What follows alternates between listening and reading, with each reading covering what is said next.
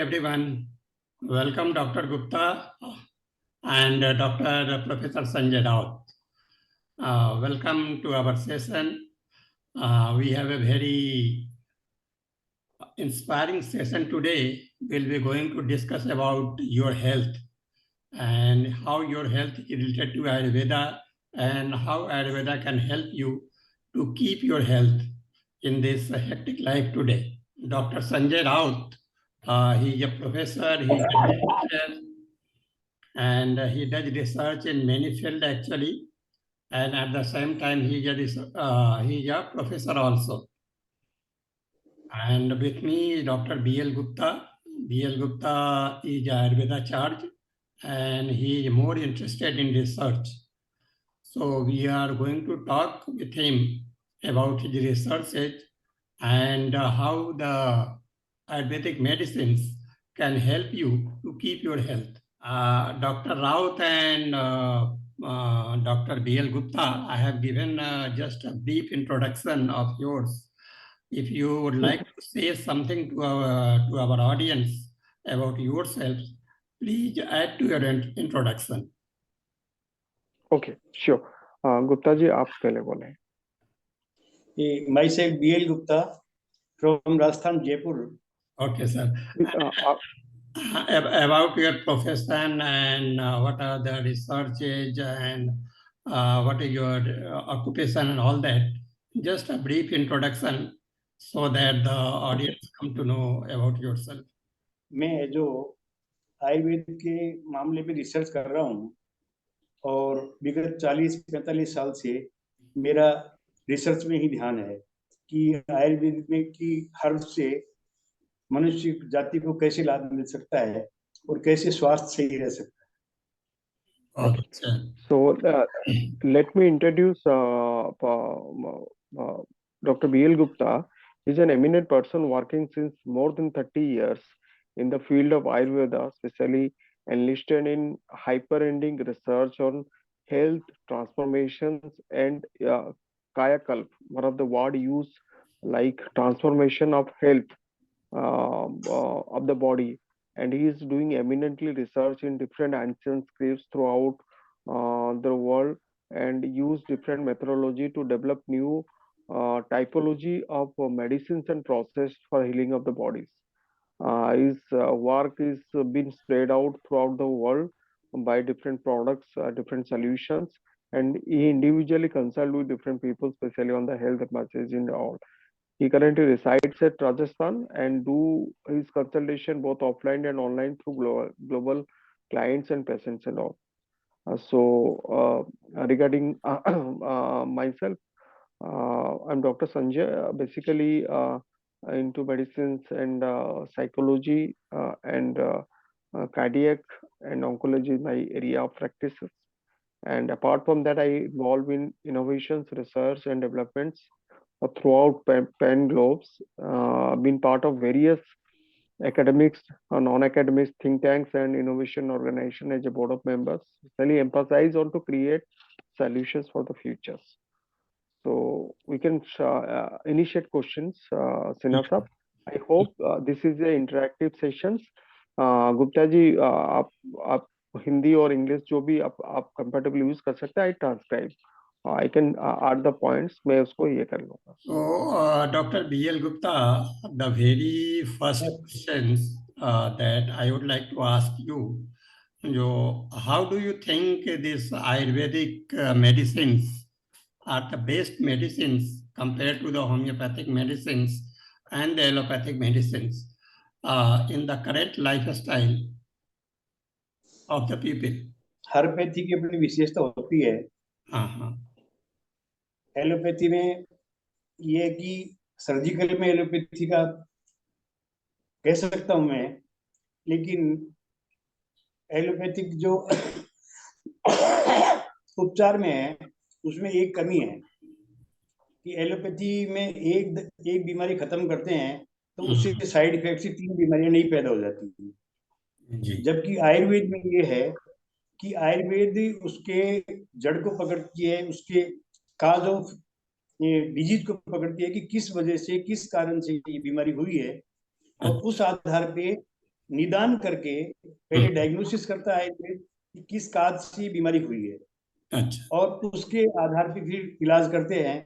और आयुर्वेद में किसी प्रकार का साइड इफेक्ट नहीं होने से और नेचुरल तरीके से इलाज होने से आयुर्वेद ज्यादा इफेक्टिव है।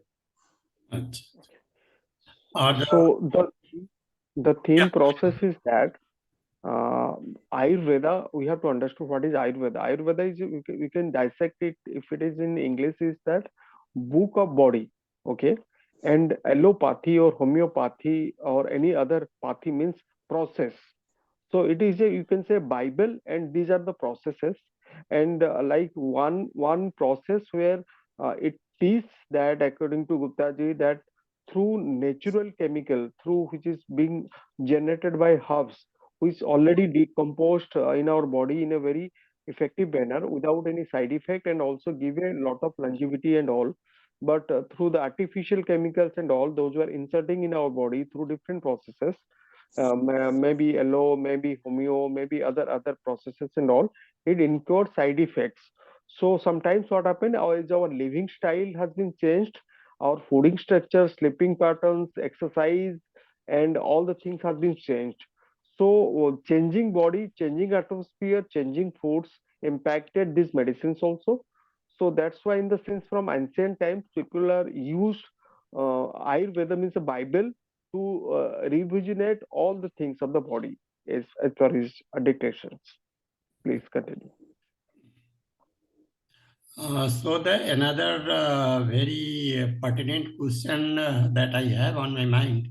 So just to give you a brief introduction, even my grandfather was a Hakim, and he was What? a very renowned Hakim. So most of the medicines that we see in the market here, that we were making in our house with our own hands. And our house was surrounded by all the plants, all these medicinal plants that we had in our orchard actually. So the diagnosis is the critical element in any pathy. Either you go to the allopathy, homeopathy, or Ayurveda. So diagnosis is the main Absolutely. thing. If the doctor is able to diagnose, then why the disease arise, then he will be able to treat the disease in an effective manner. So earlier, they generally what Ayurveda charge Hakims will do, they were just testing the pulse actually, and some other Got visible symptoms, and due to their experience, whatever Yes. knowledge they have gathered and experience they had in their treatment actually. So in the modern Yes, sir. days today, how you are going to any Hakim or any Ayurveda charge is what are the techniques they are using in the diagnosis of the disease today? Still, it Okay. is the only pulse, or I can speak in Hindi very well, so I don't have any problem with English and Hindi. So I think Dr. Gupta Yes, sir. also doesn't have any problem with English and Hindi.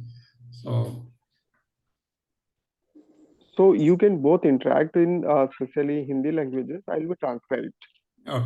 Okay so I am just repeating my self in Hindi.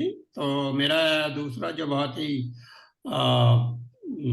Curiosity भरा मैं जो question है वो ये है कि पहले जो डायग्नोसिस होता था, जो हकीम लोग करते थे, वो ज़्यादा डायग्नोसिस उनका पल्स से होता था, या जो विजिबल सिम्टम्स है जो हकीम साहब को लगता था, देखने से लगता था और कुछ सवाल पूछने से जानते थे, उसके बेसिस पर वो डायग्नोसिस कर लेते थे कि बीमारी क्या है और क्या दवा देनी चाहिए और क्या उसको पथ्य बताना चाहिए, क्या खाना है क्या नहीं खाना है, ये सब.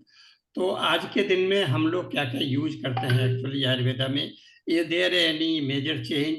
The diagnosis was done nearly 100 years ago, or today we are doing the diagnosis in the different way. So just to enlighten our audience, if you can elaborate on this, so that would be good. Sir allopathy में तो जांच में ही मतलब रोगी उनका ज्यादा बढ़ जाता है. जांचें इतनी हो जाती है कि रोगी बीमारी से भी और ज्यादा बीमार हो जाता है.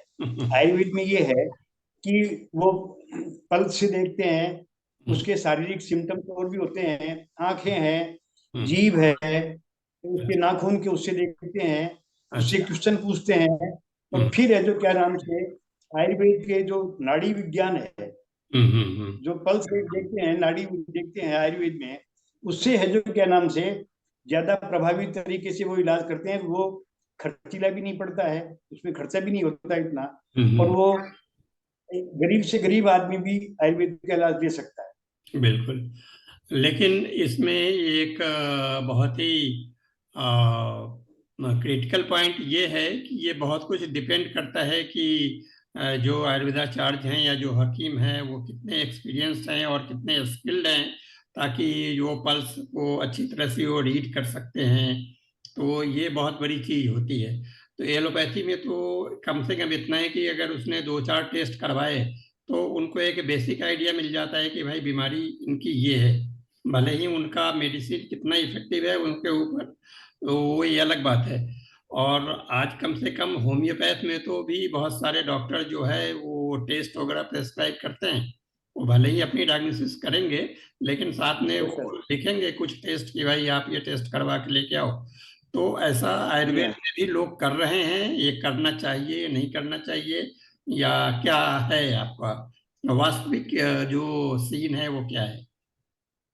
नहीं, आधुनिक टेक्नोलॉजी का उपयोग तो लेना चाहिए, हम्म। लेकिन वो ये है कि उस उपयोग को उसकी अवस्था में लेना चाहिए जहाँ क्रिटिकल डिजीज है। अच्छा। जहाँ कोई ऐसी क्रिटिकल डिजीज है कि हम्म उसको जो वो सिम्टम से पकड़ में नहीं आ रही है, तो हम्म आधुनिक चिकित्सा विज्ञान का उपयोग लेना चाहिए और वहाँ जांच करनी चाहिए। हम्म बात बाकी आयुर्वेद में ये जरूर है कि मैंने आयुर्वेद की जो जड़ी बूटियों के बारे में, हर्ब्स के बारे में पढ़ा है, तो हम्म मैंने अमूमन ये पाया है कि अमूमन कई औषधियाँ ऐसी है जो हर बीमारी में काम आती है। जी। तो उसको किसी भी बीमारी में दे दिया जाएगा तो वो हम्म। बीमारी ठीक करेगी। अच्छा अच्छा। ये मेरा मानना है। अच्छा, नहीं ये बहुत अच्छी बात है। इवन कि मैं भी अपने बारे में आपको बता दूं कि हम आज भी आयुर्वेदिक मेडिसिन यूज करते हैं। इवन कि करंटली भी कर रहे हैं। अभी भी मेरा काढ़ा जो है सो उधर चढ़ा हुआ है गैस के ऊपर, है ना। और बहुत सारे प्रॉब्लम जो पिछले कई सालों में मुझे हुए हैं, वो एलोपैथिक ट्रीटमेंट खत्म करने के बाद में मैंने उसको बैकअप किया होम्योपैथी से और आयुर्वेदिक से, और मैंने उसको कम्प्लीटली ठीक किया। जो कोलेस्ट्रॉल है, जो बीपी है, इवन कि मेरा क्रेटानाइन एक बार बढ़ गया था 15-16 में, वो 5.6 हो गया था, और फिर तो नॉर्मल हो गया एलोपैथ में ही। लेकिन उसके बाद में वो रिवाइव कभी नहीं हो, तो मैंने उसको बैकअप किया और ये कभी कंप्लीटली नॉर्मल है। अभी एक साल पहले, एक So साल एक्चुअली पिछले 5-6 साल से मुझे प्रोस्टेट का प्रॉब्लम था, और जो मैं ऑपरेशन वगैरह अवॉइड कर रहा था, 1-1.5 साल पहले ऐसा हो गया कि मुझे इमीडिएट ऑपरेशन करवाना है, जो डॉक्टर ने बताया ऐसा। I'll be adding point to our audience. Okay. या That the question was related to diagnosis interventions in Ayurveda या according to the modern scenarios. Okay. So hmm the answer which is given by Dr. Gupta is saying that in every tools, as we are allied with technology, since for ancient times also they are using technologies. Hmm Science means technologies. Okay, so they are into the especially uh, diagnose people throughout your pulses, throughout your appearances, throughout your behavior, throughout your fooding patterns, and all the things. Okay, these are the some of you can say surrogate points where a patient need to be analyzed. Even if when you are going to a medical practicing also, before going to any test, especially when you interact to experienced doctors, okay, या they firstly diagnose people, okay. And with my experiences in medicines, I have seen that even if you test pulses 2 times in a gap of 5 minutes, the sometimes your pulse will be high, sometimes your pulse will be low. Sometimes your test will be 95 if a keratin test, sometimes it will be 84. Okay, within a fraction of 50. So it's not like we are totally depending to a specific tool or methodology that only this methodology you are getting 100%.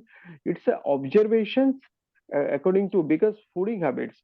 If you have maybe diarrhea, you are affecting with maybe from infections or maybe food infections, maybe weather issue, maybe lot of things.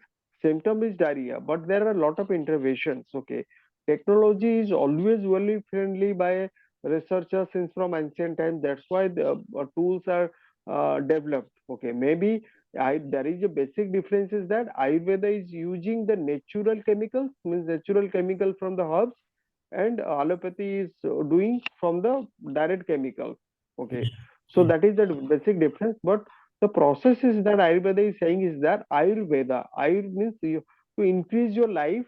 Veda means to it's a Bible. Okay, so it's not like to only restrictize with your medicines. Along with you have to follow the diets, you have to follow the steps, you have to follow all the processes and all. So it's always I'm saying that even if in the business scenario, even if in the leadership, even if any in the field, experience matters. Whoever, whatever be the tools, maybe supercomputer, whatever the tools, the human being is invented this. So always maybe you as a medical professional use any tools for the diagnosis, maybe X-ray, maybe any other testing processes and all. But the effective interventions, the 5-year MBBS students is learning is that to effective diagnose. When you are not able to diagnose people, then there will be, when you dependable with the diagnosis report, then there is a no interface between a medical practitioner and a people. मैं बस गुप्ता जी यही point add किया कि आयुर्वेदा एक आयुर्विज्ञान है, विज्ञान, आयुर्विज्ञान हम उसको बोलते हैं। आयुर्विज्ञान एक ऐसा विज्ञान है जो हमेशा टेक्नोलॉजी के साथ पहले से ही जुड़ी हुई है। और आयुर्विज्ञान में एक चीज, सबसे बड़ी चीजें ऐड की जाती है, जैसे आपने बताया कि दैट कि ऑब्जर्वेशन का मतलब यही है कि सबकी फूड हैबिट्स अलग होती है, सबकी खाने पीने की चीजें अलग होती है। मान के चलिए आपको एक डायरिया हुआ तो आपको इन्फेक्शन से भी हो सकता है, खाने पीने की गड़बड़ी से भी हो सकता है, एनवायरमेंटल इशू से भी हो सकता है, फूड पॉइजन, अदर बहुत सारे इश्यूज है। सो मेडिसिन आपको ये सिखाता है through out any of the part of, चाहे आप होमियो से हो, यूनानी से हो, any part of process. Health sectors में सबसे बड़ा टूल है डायग्नोस। Yes. जो एक्सपीरियंस बेटर करता है diagnose in the sense not machinery diagnose, that the physical intervention diagnose. Ayurveda वही सिखाता है कि अब अगर आपके पास कुछ भी एक्सेसिबल नहीं हो, डिफरेंस सही है कि हेल्थ इंफ्रास्ट्रक्चर की कॉस्टिंग क्यों बढ़ रही है, क्योंकि we are mostly depending upon the machinery things and we are forgetting about the diagnose. Okay, जो चीजें डायग्नोस होके 80% ठीक हो सकती है, we are, but why I am saying कि peoples are not able to afford foods. अगर वो नहीं करते तो हाउ कैन दे पे फॉर दैट। ओके, इसलिए पहले जमाने में उन्होंने ऐसा एक प्रोसेस डेवलप किया जिसे सब कोई अफोर्ड कर सकते हैं, उसके लिए मिनिमम टूल्स लगते थे और मैक्सिमाइज सर्विसेज होती थी। इसीलिए आयुर्वेदा के अलग अलग नाम है, जैसे गल्फ कंट्रीज में यूनानी प्रोसेस है, अलग अलग यूरोपियन कंट्रीज में अलग अलग प्रोसेस है, अभी भी they are very rapidly doing it. Okay, so ये आयुर्वेदा का सबसे बड़ा मतलब यही था कि reach to house, not reach to society, reach to house. Okay, that's why हमारे घर में आजकल भी when we are doing cooking any food, हमारे घर में कुछ ना कुछ हर्ब्स, कुछ ना कुछ तो सबके घर में होते हैं कि ये डालो, ये डालो, कि ये कंपोनेंट हमारी जेनेटिकली उन्होंने वो स्टेपिंग डाल दी है। सो दैट आप भी देखिए पेंडेमिक में इतनी वैक्सीनेशन होने के बाद भी, सब कुछ होने के बाद भी इंडियंस में की इम्यूनिटी सिस्टम इतनी स्ट्रांग थी। ठीक है, जो हो गया वो तो हम ये नहीं कर सकते, बट इम्यूनिटी सिस्टम इतनी स्ट्रांग थी कि इतनी कम इंफ्रास्ट्रक्चर होने के बाद भी they are very good result, rapidly बहुत अच्छा खासा रिकवर हुआ, सबकी एफर्ट्स रही, सब चीजें, क्योंकि हमारी इम्यूनिटी सिस्टम इतनी डेवलप थी। Okay, so appreciated to all peoples, चाहे सरकार से हो, चाहे अब जो पेंडेमिक में जितने भी ये किए। सो मैं यही पॉइंट ऐड करना चाहता था। तो इसके बाद हम लोग अभी मेन मुद्दे पे आते हैं, जो प्रश्न हम लोगों ने रखे थे आपके लिए। तो सबसे पहला प्रश्न हमारा ये है कि हमारे ह्यूमन लाइफ में आज जो हमारा जो स्वास्थ्य है उसमें इस हर्ब्स की, ये जो हर्ब्स है उसका क्या इम्पोर्टेंस है, what are the importance of herbs in health of human life.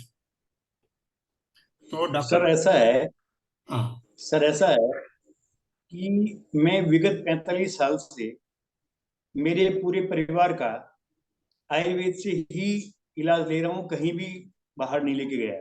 अच्छा। और उन अच्छा और उनमें हर्ष से ही सारा इलाज है। मतलब आयुर्वेद में जो हर्ष है, पुनर्नवा है, शतावरी है, भूमि आंवला है, अंकोल है, अपामार्ग है, ये ऐसी औषधियां हैं। इसके अलावा त्रिफला है, चिकुटा है। जी जी। तो ये जो औषधियां हैं, तो इनसे ही ये जो इलाज हो रहा है। इंद्रायण है। तो मैं इस नतीजे पे पहुंचा हूं कि यदि कोई भी आदमी अपने साल भर जड़ी बूटियों का सेवन करता रहे तो 90% बीमारियों से वो बचा रहेगा। बिल्कुल। उसको बड़ी बीमारी तो होने की कोई संभावना ही नहीं होती। मतलब इसमें ये है, ह्यूमन ह्यूमन जो लाइफ है उसके मामले में आयुर्वेद का इतना वो है। ये जरूर है कि आपको हर्ब्स के साथ में अपने खान पान पर भी ध्यान देना बिल्कुल। पड़ता है कि आप कोई ऐसा खान पान नहीं करें कि जिससे जो क्या नाम से, लेकिन फिर भी जैसे फूड पॉइजनिंग हुआ। हाँ। अब फूड पॉइजनिंग में डॉक्टर तो दुनिया भर की दवाइयां वो कर देंगे।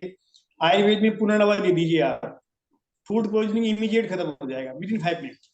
अच्छा। इतना मतलब ये लोग कहते हैं ना कि आयुर्वेद में प्रॉम्प्ट इलाज नहीं है। अच्छा। ऐसा ये लोग कहते हैं कि आयुर्वेद में प्रॉम्प्ट इलाज नहीं है। मैं अच्छा। कहता हूँ किसी को भी हार्ट अटैक हुआ हो, हाँ हाँ। आप उसको 3 ग्राम पुनर्नवा दे दीजिए, अच्छा। कौन सा बताया आपने? इमीडिएट कवर हो जाएगा। कौन सा आप बताया आपने? पुनर्नवा पाउडर है। अच्छा। हाँ, मालूम है। जैसे किसी को हार्ट की प्रॉब्लम हो रही है, दर्द हो रहा है, हाँ तो हाँ। जब उसको स्टार्टिंग दर्द हो तभी उसको 3 ग्राम पुनर्नवा पानी से दे दीजिए, अच्छा। तो वो इमीडिएट कंट्रोल कर देगा। अच्छा। इतना पावरफुल है पुनर्नवा जी। जी। इसके अलावा फूड पॉइजनिंग है, हाँ। आप भूमि आंवला और पुनर्नवा दे दीजिए। हम्म। 1 ग्राम भूमि आंवला, 3 ग्राम पुनर्नवा पाउडर दे दीजिए, आपको 5 मिनट में फूड पॉइजनिंग खत्म हो जाएगा। बहुत अच्छी। तो आयुर्वेद के मामले में हर्ब जो है हाँ वो हाँ। मनुष्य की लाइफ में इतनी इम्पोर्टेंस रखते हैं कि जो ब्रह्मांड का जो सत्ता है हाँ उसने हाँ। इन हर्ब्स को जो निर्मित किया है वो हम्म। मनुष्य के लिए ही किया है और मनुष्य के अच्छे स्वास्थ्य के लिए किया है। तो मैं ये मानता हूँ कि यदि आज 10-5 हर्ब्स हैं ये, उनका यदि लगातार सेवन करता रहे मौसम के हिसाब से, एनवायरमेंट के हिसाब से, अपनी प्रकृति के हिसाब से, तो बीमार होगा ही नहीं। डॉक्टर गुप्ता, इससे जुड़ा मेरा एक सवाल है। जैसे कि लहसुन खाने के बारे में कहा जाता है, जो एक तो जो लहसुन है वो हमारा बीपी और कोलेस्ट्रॉल इसको कंट्रोल करता है और नेचुरल बना के रखता है। साथ में जी जैसी मुझे जानकारी है, हमारे एक बड़े भाई ने बताया कि लहसुन अगर आप रेगुलर खाते रहो तो आपको ये बहुत सारी बीमारियों से बचा के रखेगा। तो क्या जी इस हाँ जी। बात में सच्चाई है कि हाँ, लहसुन अगर रेगुलरली खाया जाए तो जो मेल मेंबर हैं तो उनके हेल्थ को मेंटेन करता है और उनको बहुत सारी बीमारियों से बचा के रखता है? क्योंकि सर ऐसा है, हाँ, कोलेस्ट्रॉल और लहसुन है ना, हम्म, लहसुन कोलेस्ट्रॉल को कम करता है, हाँ। लेकिन लहसुन कोलेस्ट्रॉल कंट्रोल करता है। लहसुन एंटीबायोटिक भी है। अच्छा। हाँ हाँ, बिल्कुल। मतलब ये लहसुन एंटीबायोटिक भी है हाँ और हाँ। वो भी कंट्रोल, मतलब कोलेस्ट्रॉल भी कंट्रोल करता है। लेकिन एक अमेरिकन रिसर्च में मैंने पढ़ा था काफी साल पहले, पुनर्नवा आयुर्वेद का सबसे बड़ा एंटीबायोटिक है। अच्छा। पहले नंबर पे है पुनर्नवा। अच्छा। तो पुनर्नवा पुनर्नवा, शतावरी और अंकोल, इन हम्म 3 चीजों का सेवन करता रहेगा। लहसुन भी खाता रहो साथ में, हम्म हम्म सब्जियों में ऐसे ही खाओ, तो हम्म और भी ज्यादा इफेक्टिव उसको, मतलब कार्डियक अरेस्ट में, इसमें अटैक वगैरह में उसको उसी स्टेज पर जाने ही नहीं देगा ये। यदि आदमी पुनर्नवा का, अंकोल का, हम्म शतावरी का, हम्म। इनका यदि साल में 1 महीने भी सेवन कर ले, अच्छा। तो मेरा ये मानना है कि उसको हार्ट अटैक होगा ही नहीं। जो आजकल की कॉमन हाँ, बीमारी है, आजकल की बड़ी कॉमन बीमारी है हार्ट अटैक। या doctor Gupta, you please combine, please. So the question was related to especially uh, about herbs and human lives and all. Yeah, So as per importance importance of herbs herbs in and human life. human lives and all. Yeah. So as per Dr. B.L. Gupta transcribes that the herbs is the essential component, especially we are surrounded with herbs. Okay, we are surrounded with medicines, or you can say lab.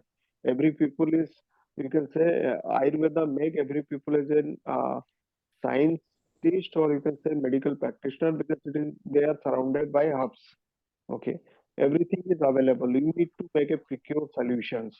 There are so many herbs in Golden Book of Ayurveda. So some fews are, as Dr. B.L. Gupta say that Indrayana, Punarava, Ankol, and other stuffs also. Okay, so if a person take these combinations in a effective manner along with effective food diets, I repeat, effective manner along with effective food diets, then most of the diseases will be covered. Okay, but one thing is that, like is Mr. Sena is saying, is that spices can be taken as an herbs, because spices are not called as an herbs. Okay, garlic uh, is a spice. It's not a herb, but garlic is very good for controlling cholesterol and all. But the people is doing a false thing, is that hybrid garlic and natural garlic. Natural garlic means those garlic automatically been grown in the field by natural compost and all. They are very nutritious and very effective. So people are using the hybrid garlics because it already been pesticides. Yeah. So though Ayurveda it is saying is that nature, you have to understand what is nature. Nature means like, even if when you go to any clinic, doctor tell you that in the early morning you will be taking 5 drops, in the night you will be taking 10 pills, or there is a process. So Yeah. in the Ayurveda also, when you intake medicines, when you prepare medicines, especially doctors who are preparing medicines, they are taking these plant or these chemicals, because in ancient times there are a lot of things are there in this nakhetra or this tithi, the effectiveness of that medicine will be high. Why high? Because at that time, due to the interaction of moon day and the sun day, the chemical component of the herb is very high. So they pulp on that day and make medicines. So that's why it is very effective, and it make actually changes in DNA. If you go, Ayurveda help to make change in DNA. DNA change means make a artillery change in the DNA structures of, especially to revamping the viruses in the body, and make also fostering your health. So that's great actually. And with this, I'm coming to my next question actually. So can you, we have spoke a lot about the Ayurveda and herbs. Would you like to add something more importance of Ayurveda and herbs in our life? This is a very similar question that we have been discussing just now. Dr. Gupta, So this is for you actually, कि आप आयुर्वेदा और herbs के बारे में कुछ और बताना चाहेंगे? गुप्ता साहब, मैं बस एक छोटा सा रिक्वेस्ट करूंगा कि जैसे आयुर्वेदा एक मतलब एक बड़ी ज्ञान की तो असारंग समाहार है, बहुत हर्ब्स है। अगर कुछ आप चुनिंदा हर्ब्स और उस पे सर्वश्रेष्ठ हर्ब जो है, जो आपने उसके ऊपर रिसर्च किया, उसके बारे में अगर कुछ पॉइंट्स बोले हमारे दर्शकों को, सो अगर वो थोड़ा सा इफेक्टिव है। बहुत सारे हर्ब्स हैं, तो उसमें सबसे मेजर कौन है जो आदमी के डे टू डे, क्योंकि आजकल खाने पीने हर एक चीजें पेस्टिसाइड्स है, हर Yeah. कोई खाने पीने का ठिकाना नहीं रह तो होता है। मेडिसिन तो मतलब हम हर कोई चीजें केमिकल ले रहे हैं, चाहे मेडिसिन हो, चाहे खाना हो, चाहे कुछ भी हो, पानी हो। तो इसको इरेडिकेट करने के लिए कोई ऐसा हर्ब जो आगे का 30 साल तक आदमी का एक स्वास्थ्य को अच्छा रखे, आप उसके बारे में थोड़ा बताएं।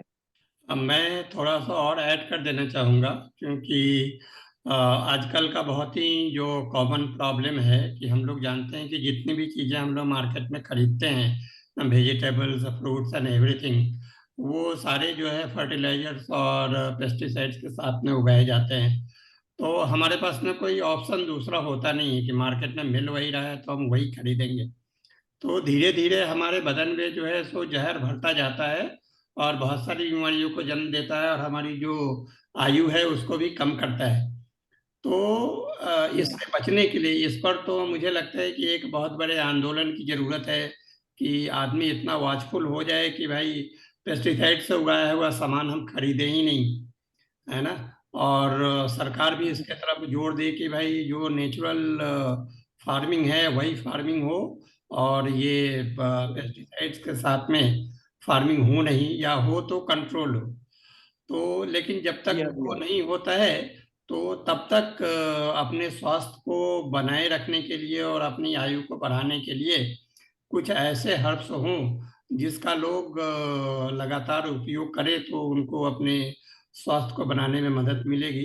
तो अगर ऐसा कुछ आपके दिमाग में विचार हो और तो वो भी बताएं दर्शकों को। सर, आपका ये कहना बिल्कुल सही है कि इससे बचा नहीं जा सकता है। हम्म। प्रेजेंट जो एनवायरमेंट है, लेकिन इस मामले में भी मेरा रिसर्च चल रहा है खेती के ऊपर। हम्म। तो अंकोल जो हर्ब्स है, अंकोल जो पेड़ है, अच्छा। इसके इसके उससे पाउडर से और इसके ऑयल से हमने खेती करवाई है। अच्छा। तो भी पहला ही रिसर्च हमारा अभी आएगा। हम्म। सरसों की इनकी फसल करवा रहे हैं, उनमें किसी प्रकार का पेस्टिसाइड नहीं डाला है। अच्छा। तो इस दिशा में मेरा ये प्रयास है कि वराह मीर की एक पुस्तक है वृक्षायुर्वेदा, जी। उस पुस्तक में मतलब कैसे हम अच्छी वनस्पतियां पैदा करें, कैसे उनसे अच्छी फसलें ली, और उन फसलों में ये मोस्ट मतलब क्या नाम से प्रोटीन, विटामिन, मिनरल्स ज्यादा से ज्यादा आए। ये एक तो ये मैं कर रहा हूँ इस मामले में उनका अध्ययन करके। जी। जी। दूसरा ये है कि इन सब के होते हुए भी मेरी एज इस समय पे 67 ईयर है, अच्छा। और मेरे किसी भी प्रकार की कोई भी डिजीज नहीं है। ओहो। बहुत बड़ी बात है। और इस समय पे एज ए यंग पर्सन मेरी स्टेमिना है। बहुत बड़ी बात है। तो इसमें क्या है, इसमें मेनली कारण यही है, और कुछ तो करो मत करो, मसाले जो हैं वो घर में ही पिसवाएं। अच्छा। सबसे पहला तो ये है। अच्छा। दूसरा, पुनर्नवा, अंकोल, त्रिफला, हम्म। इनका है जो, वैसे मैं एक चूर्ण बनाता हूँ इंद्रायण का, त्रिफला का, मेथी, जीरा, कहीं हर्ष मिला करके बनाता हूँ, कहीं उनमें चीज डालता हूँ। अच्छा। तो वो कब्जी वाले को एक बदहजमी, कब्जी वगैरह कुछ हो जाए, पेट दर्द हो जाए, तो वो एक आधा चम्मच ले लो तो उसको इमीडिएट रिलीफ मिल जाता है। अच्छा। अच्छा। हाँ, इसके अलावा पुनर्नवा, शतावरी, शंखपुष्पी और अंकुर, हम्म। ये चार चीजें ऐसी है कि यदि इनके साल में मौसम के अनुसार, जी। जैसे अपने मौसम बदलता है भारत में, दो मौसम होते हैं, सर्दी हम्म। और गर्मी, एक प्रकार से बरसात एक अलग चीज है। हम्म। तो जैसे सर्दी से गर्मी में अपन आते हैं हम्म। और गर्मी से सर्दी में आते हैं, तो जब वो वातावरण चेंज होता है, मौसम चेंज होता है, उस समय पे अधिकांश जुकाम, बुखार, ये चीजें होती है। हम्म। तो उस समय पे 15 दिन पुनर्नवा का सेवन कर लीजिए, अच्छा। तो आप उनसे बच जाएंगे।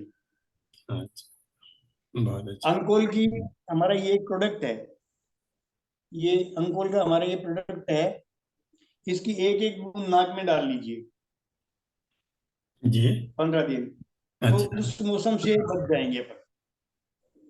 बहुत अच्छी बात है। अच्छा, जब गर्मी का टाइम हो तब 10 रोज शंखपुष्पी ले लीजिए। अच्छा। एक आदमी के लिए 1 ग्राम शंखपुष्पी पर्याप्त होगी। अच्छा। उसको जैसे अपन ठंडाई बनाते हैं, ठंडाई बनी बनाई भी आती है मार्केट में आजकल हम्म। ये, तो उस ठंडाई में 1 ग्राम को मिक्स करके और पी जाओ, या उसको बांट करके और मिश्री मिला करके पी जाओ। 10 दिन गर्मी के टाइम भी पी लो, तो आपको गर्मी से जनित बीमारियां नहीं होगी, बहुत अच्छी लू बात। लगना वगैरह ये नहीं होगी। हम्म। शतावरी है तो अपने जो क्या नाम से सर्दी के दिनों में 15 रोज 20 रोज शतावरी दूध के साथ ले लीजिए। अच्छा। इससे आपका नर्वस सिस्टम क्लियर रहेगा। ओहो। शतावरी एंटी एजिंग भी है, क्योंकि आदमी की मृत्यु पैरों से होती है। अच्छा अच्छा। आदमी की मृत्यु पैरों से स्टार्ट होती है। ओह। पैरों से स्टार्ट क्यों होती है? कि जब ब्लड का सर्कुलेशन सिर से पैरों तक नहीं जाता है, तो सबसे पहले पैरों में जो स्टार्ट होता है नर्वस सिस्टम बंद होना, मैं आपको शतावरी है जो, और अंकोल का आप है जो, अंकोल का ये संजीवनी कल्प है। इसकी एक बूंद